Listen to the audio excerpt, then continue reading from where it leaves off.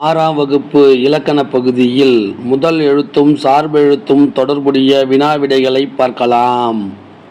எழுத்துக்கள் எத்தனை வகைப்படும்? 2 வகைப்படும். எழுத்துக்களின் வகைகள் யாவை?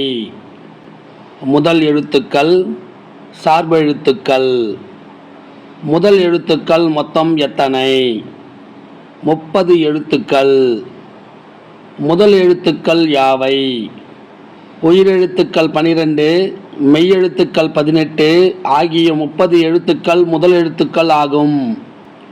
பிற எழுத்துக்கள் தோன்றுவதற்கும் இயங்குவதற்கும் முதற் காரணமான எழுத்துக்கள் எவை?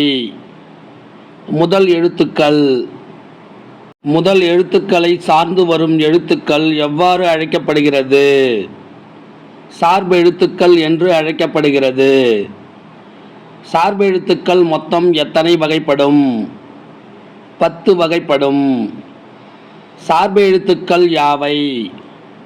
உயிர்மெய், ஆயுதம், உயிரளபெடை, ஒற்றளபெடை, குற்றியலிகரம், குற்றியலுகரம், ஐகார குறுக்கம், ஔகார குறுக்கம், மகர குறுக்கம், ஆயுத குறுக்கம்.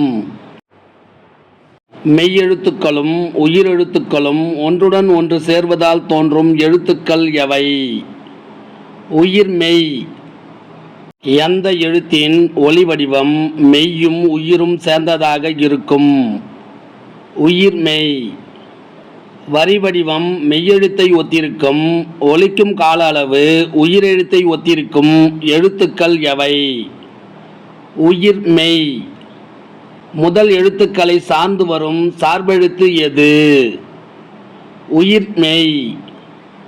3 புள்ளிகளை உடைய தனித்த வடிவம் பெற்ற எழுத்து எது? ஆயுத எழுத்து. நுட்பமான ஒலிப்பு முறையை உடைய எழுத்து எது? ஆயுத எழுத்து. ஆயுத எழுத்தின் வேறு பெயர்கள் யாவை?